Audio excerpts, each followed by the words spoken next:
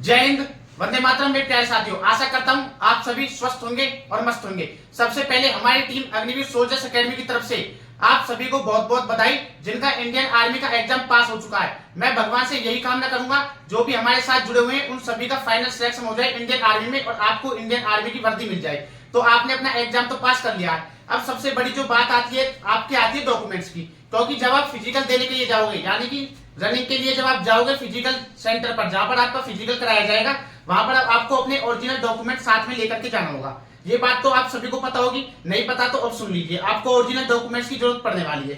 कौन कौन से डॉक्यूमेंट्स आपको अपने साथ में लेकर के जाने होंगे जिनसे आपको फिजिकल के लिए एंट्री मिल जाए, साथ ही जब फिजिकल होने के बाद कौन कौन से डॉक्यूमेंट आपके पास होने चाहिए जिनसे आपको बाहर ना किया जाए, तो इस वीडियो के माध्यम से पूरी चर्चा करेंगे। और आशा करता हूं आप सभी ने अपने फिजिकल की डेट देख ली होगी कि आपके एआरओ के जो फिजिकल है कब से स्टार्ट होने वाले हैं। अगर आपने देख लिया है तो जल्दी से कमेंट करके बता दें कि आपके जो फिजिकल है कब से स्टार्ट होने वाले।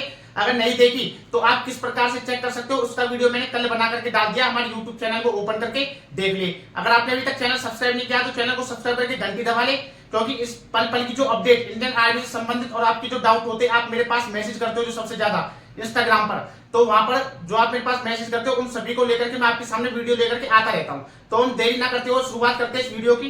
तो सबसे पहले आपको अपने साथ में जो लेकर के जाना होगा वो लेकर के जाना होगा अपना रैली एडमिट कार्ड, जो कि आपकी जिस तारीख से रैली स्टार्ट होनी है, यानी कि फिजिकल स्टार्ट होनी है, उससे 12 से 13 दिन पहले ज्वाइन इंडियन आर्मी की वेबसाइट से आप डाउनलोड कर पाओगे। ठीक है, उसका मैं एक अलग से वीडियो बना दूंगा। तो जो एडमिट कार्ड होगा वो आप ब्लैक एंड व्हाइट या रंगीन कैसा भी लेकर के जा सकते हो। उसके बाद जो आपको जरूरत पड़ने वाली है, सबसे पहले अपने 20 पासपोर्ट साइज फोटो, यानी कि 20 पासपोर्ट साइज फोटो आपको लेकर के जाने हैं अपने साथ में। स्पेलिंग पर मत जाना, स्पेलिंग पर तो मिस्टेक होती रहती है। ठीक है ना, 20 पासपोर्ट साइज फोटो। उसके बाद एजुकेशन सर्टिफिकेट, जिस भी योग्यता से आपने फॉर्म भरा है, एजुकेशन सर्टिफिकेट अपने साथ में लेकर के आपको जाना होगा। अगर हम बात करते हैं, अगर आपने 8th पास ट्रेड में से फॉर्म भरा तो आपको 8वीं की ओरिजिनल मार्कशीट लेकर के जानी होगी। अगर आपने 10th पास हो, 10th से भरा जीडी का, तो 10th की मार्कशीट, या फिर आपने क्लर्क या टेक्निकल या नर्सिंग असिस्टेंट का 12वीं से भरा तो अपने साथ में 12वीं की मार्कशीट, या फिर आप 10th प्लस आईटीआई हो और आपने टेक्निकल में फॉर्म भरा तो 10th प्लस आईटीआई के साथ में अपनी ओरिजिनल मार्कशीट और अपनी जो आईटीआई का सर्टिफिकेट आता है वो भी अपने साथ में लेकर के जाना होगा जब फिजिकल के लिए आप जाओगे। ठीक है, उसके बाद अब आ जाता है आपका डोमिसाइल। कहीं कहीं इसे डोमिसाइल बोलते हैं,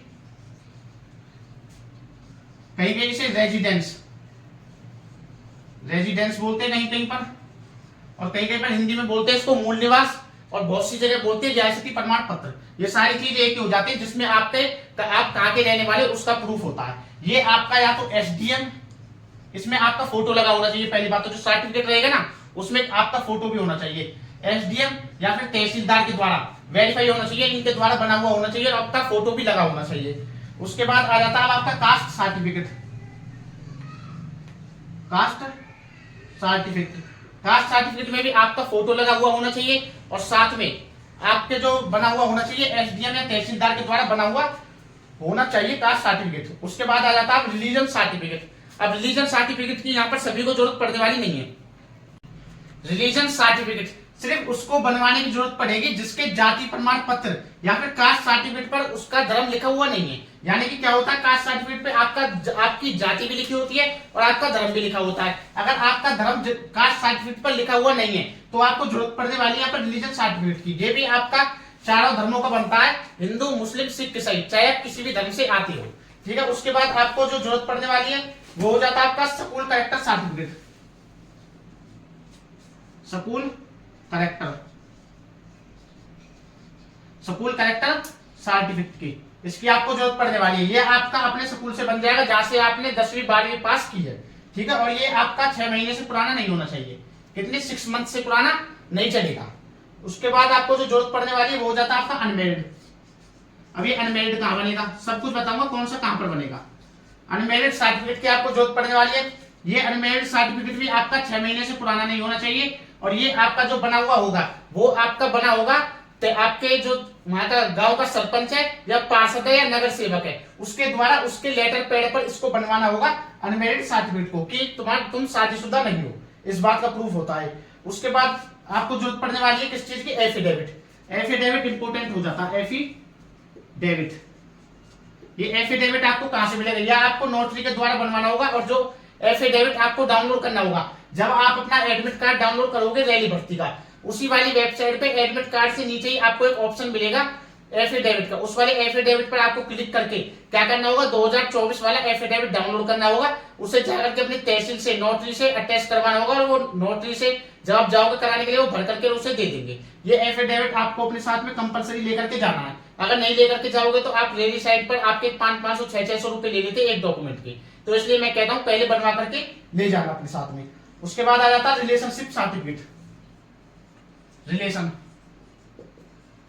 अगर आपके पास रिलेशन है, यानी कि आपके भाई, आपके पापा या आपके दादाजी आर्मी में है और आपने रिलेशन बनवाया हुआ है, तो ही आपको रिलेशन सर्टिफिकेट लेकर के जाना है। अगर नहीं है तो कोई जरूरी नहीं है। उसके बाद आपको किस चीज की जरूरत पड़ने वाली है, एनसीसी। अगर आपने एनसीसी की हुई है, एनसीसी ए का सर्टिफिकेट है या बी का या फिर सी का, अगर आपने एनसीसी की हुई है तो आपको अपने साथ में ये सर्टिफिकेट लेकर के जाना है। बोनस मार्क्स, यानी कि इसमें आपको एक्स्ट्रा नंबर दिए जाएंगे। ए सर्टिफिकेट के होते हैं आपके 10, 15, 20। अगर आपने रिपब्लिक परेड में हिस्सा लिया हुआ तो आपको 25 नंबर तक बोनस मार्क्स दिए जाते हैं। उसके बाद आ जाता है आपका स्पोर्ट्स सर्टिफिकेट। स्पोर्ट्स सर्टिफिकेट यानी कि आपने या तो फिर अपने स्कूल के द्वारा खेला हुआ कहीं पर गेम, या फिर आपने डिस्ट्रिक्ट लेवल पर या फिर नेशनल लेवल पर भी पार्टिसिपेट किया हुआ है, या फिर आपने इंटरनेशनल लेवल पर या स्टेट लेवल पर, तो आपको अपने साथ में स्पोर्ट्स सर्टिफिकेट भी लेकर के जाना होगा। क्योंकि ये दो जो आपके डॉक्यूमेंट हैं, ये अगर आपके पास है तो ले जाना, अगर है ना तो आपको बोनस मार्क्स मिलने वाले 10 से 15 25 नंबर तक आपको इसमें बोनस मार्क्स दिए जाते हैं, यानी कि 25 नंबर एक्स्ट्रा मिल जाते हैं, जिससे आपकी वर्दी पाने की चार्ट और भी पास आ जाती है, यानी कि आपके जो सिलेक्शन पाने के चांस है वो बढ़ जाते हैं आपके नंबर बढ़ने से, ठीक है ना। उसके बाद जो आपको जरूरत पड़ने वाली है स्पोर्ट्स सर्टिफिकेट के बाद में, एफिडेविट का मैंने आपको बता ही दिया। आप अगर आप किसी भी स्पोर्ट्स से जुड़े हो तो स्पोर्ट्स का सर्टिफिकेट जरूर लेकर के जाना अगर आपके पास है तो।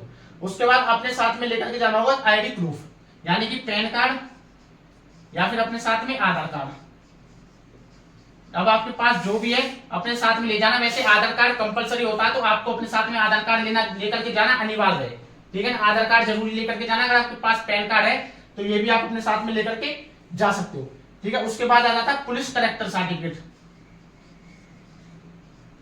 पुलिस करेक्टर सर्टिफिकेट, ये पुलिस करेक्टर सर्टिफिकेट का आपको करना क्या होगा, जब आप आपके आसपास बुक सेलर होता है ना, जहां से आप चरित्र प्रमाण पत्र का सर्टिफिकेट लेकर के आते हो, एक चरित्र प्रमाण पत्र चाहिए होगा आपको वो आपको कहां से बनवाना होगा, एसडीएम अपने पार्षद से या फिर अपने सरपंच से, ठीक है ना। उसका जो आप सर्टिफिकेट वो खरीद करके लाओगे ना लेटर पैड अपने बुक सेलर या बुक डिपो की दुकान से, वहीं से आपको पुलिस कलेक्टर का भी फॉर्म मिल जाएगा। उसे लेकर के अपने नजदीकी थाने से फिल करवा करके ले जाना होगा, ठीक है। ये हो जाता है पुलिस कलेक्टर। उसके बाद आएगा आपका तहसीलदार या तो सरपंच का या पार्षद का कलेक्टर, सरपंच या पार्षद का कलेक्टर सर्टिफिकेट। ये जो कलेक्टर सर्टिफिकेट होगा आपका सरपंच का या पार्षद का, ये आपको फॉर्म लेकर के आना होगा बुक सेलर दुकान से। ये दोनों यानी कि पुलिस कलेक्टर के और इस कलेक्टर सर्टिफिकेट के, यानी चरित्र प्रमाण पत्र के और पुलिस चरित्र प्रमाण पत्र के दोनों फॉर्म आपको बुक सेलर की दुकान से मिल जाएंगे। पुलिस वाला आपको अपने थाने से भरवा लेना होगा, और ये अपने पार्षद से या सरपंच से भरवा लेना होगा। उसके बाद जब आपका आ जाता, कौन सा आ जाता बता देता हूं एक बारी। अब इसके बाद में आपको जो जरूरत पड़ने वाली है वो आपका पुलिस कलेक्टर बाद में रेजिडेंस प्रूफ, यानी कि एक और रेजिडेंस प्रूफ चाहिए। अब ये रेजिडेंस जो प्रूफ होगा ये आपको आपका पार्षद या आपके यहाँ का सरपंच अपने लेटर पैड पर बना करके देगा। ये रेजिडेंस प्रूफ होगा, वो अपने लेटर पैड पर लिख करके देगा। इस प्रकार से जैसे आप अनमेरिड बनवाओगे ना, इसी प्रकार से सेम ये बनेगा रेजिडेंस प्रूफ। ये दोनों लेटर हेड बनेंगे, ये दोनों ही 6 महीने से पुराने नहीं होने चाहिए, यानी कि ना तो आपके पुलिस कलेक्टर सर्टिफिकेट है ये भी 6 महीने से पुराना नहीं होना चाहिए। कलेक्टर सर्टिफिकेट यानी कि चरित्र प्रमाण पत्र जो आपका सरपंच या पार्षद बनाता है, ये भी 6 महीने से पुराना नहीं होना चाहिए। रेजिडेंशियल प्रूफ ये भी आपका 6 महीने से पुराना नहीं होना चाहिए, जिसे आपका पार्षद या फिर सरपंच बनाता है। स्कूल करेक्टर सर्टिफिकेट ये भी आपका 6 महीने से पुराना नहीं होना चाहिए। अनमेरिड सर्टिफिकेट ये भी आपका 6 महीने से पुराना नहीं होना चाहिए। और एफिडेविट ये भी आपका 6 महीने से पुराना नहीं होना चाहिए। बाकी तो आपके ये पुराने चल जाते हैं, कास्ट सर्टिफिकेट, डोमिसाइल, एजुकेशन, तो ये तो एक ही बात होती है। रिलेशन है तो ले जाना, एनसीसी है तो ले जाना, ठीक है। ये आपके सारे डॉक्यूमेंट्स हो चुके हैं। एक बार मैं फिर से रिपीट करके बता देता हूँ। 20 photo, education certificate, domicile, caste certificate, religion certificate, अगर आपका धर्म आपके कास्ट सर्टिफिकेट पर लिखा हुआ नहीं है तो। उसके बाद हो जाता है स्कूल करेक्टर, उसके बाद अनमेरिड, उसके बाद एफिडेविट ये कंपलसरी है। रिलेशन है तो ले जाना, एनसीसी है तो ले जाना, स्पोर्ट्स है तो ले जाना। उसके बाद में आ जाता है आपका पुलिस कलेक्टर, आधार कार्ड जरूरी लेकर के जाना है। और उसके बाद में हो जाता है आपका चरित्र प्रमाण पत्र जो आपका पार्षद या सरपंच द्वारा बनेगा, रेजिडेंस प्रूफ जो आपके पार्षद या सरपंच द्वारा बनेगा, ठीक है। और इसमें अभी आपके एक डॉक्यूमेंट रहेगा ड्राइविंग लाइसेंस। अगर ड्राइविंग लाइसेंस आपने भरा हुआ था फॉर्म भरते वक्त तो ये भी आपको अपने साथ में लेकर के जाना होगा। ये सभी डॉक्यूमेंट्स लेकर के जाने अनिवार्य है अपने साथ में, ठीक है। और अधिक जानकारी के लिए आप मुझे इंस्टाग्राम पर मैसेज कर सकते हो, अगर कोई डाउट है तो कौन सा डॉक्यूमेंट कहां से बनना मैं आपको बता दूंगा। इंस्टाग्राम का लिंक आपको डिस्क्रिप्शन में मिल जाएगा, वहां से जाकर के हमारे इंस्टाग्राम अकाउंट को फॉलो कर ले और वीडियो को लाइक करके अपने दोस्तों को पास शेयर कर दे जिनका भी एग्जाम पास हो चुका है, जिससे वो भी इस वीडियो को देख करके अपने डॉक्यूमेंट्स तैयार करा ले। जय हिंद, जय भारत।